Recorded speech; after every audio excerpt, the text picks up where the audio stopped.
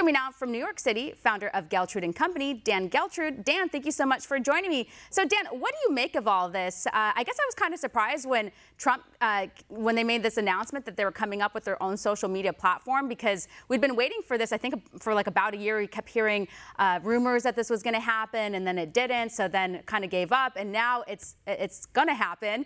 And it seems like there's getting a good reaction because so many people are fed up with the censorship on some of the other social media platforms.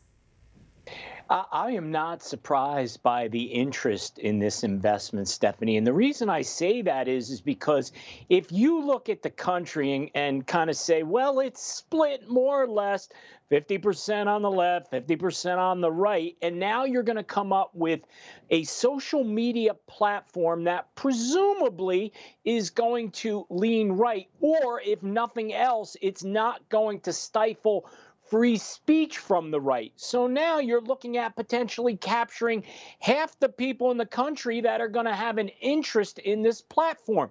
So I think it's a good idea. Yes, it's been a while for this to finally get out there. There's been talk about that Donald Trump or possibly some other people were going to lead a social platform that would allow a conservative point of view to be heard, unfiltered. And here it is. So I think it actually has a bright future. Well, I heard some people kind of criticizing this idea. They're like, oh, well, there's already other kind of like more conservative leaning platforms or ones that are, quote, for free speech, but it just tends to bring in one audience. And so it's not going to bring in enough people. But I would argue that this one's different because Trump seems to get a lot of reaction and emotion from both sides. And I feel like people are going to follow him whether they agree with him or disagree with him. So I think there will be a lot of people from the other side or just independents or people that are for free speech that'll move over.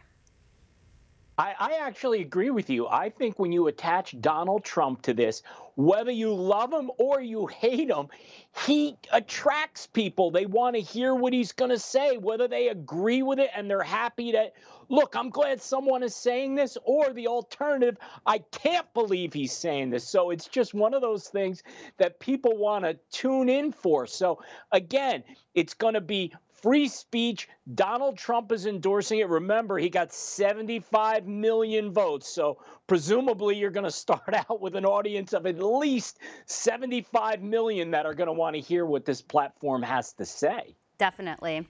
Now, speaking of social media, apparently the supply chain crisis is also hurting Facebook and Google and Snapchat and all the others because you think of how they make their money. And if you look at a lot of the ads that you're getting on these social media sites, they're selling products. And, well, these companies are having a hard time getting those products as well.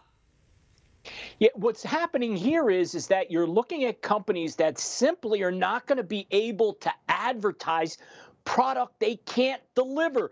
So the crazy part about this is that there's so much demand and companies really could be having incredible earnings if they could just get the supply. But of course, we know between the supply chain holdups and of course the shortage of labor, companies simply can't get enough product. So what we have here is a situation where companies are strategically saying, you know what?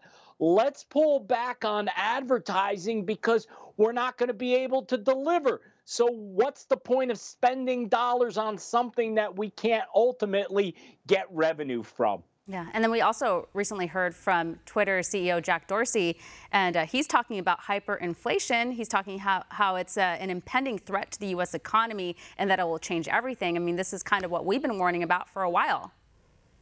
Yeah, a lot of people have been talking about this, and you and I have been talking about this, Stephanie. It's not a matter of, is inflation here? It's here.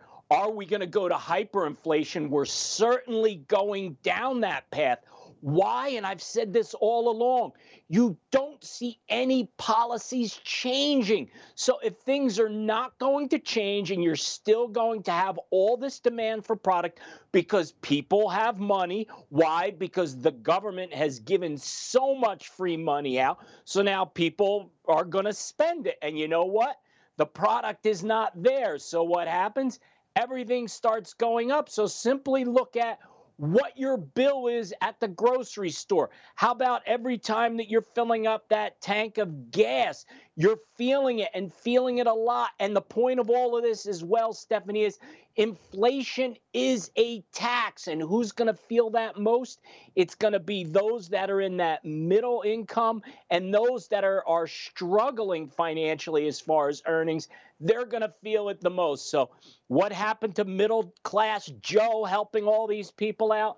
I don't see any policies where he's doing anything to help those people. Yeah, no, he's just making it worse. And it's interesting to see Dorsey speaking out because he doesn't really speak out that often. And obviously, this is somewhat political. So maybe he's not too happy with his guy, Biden.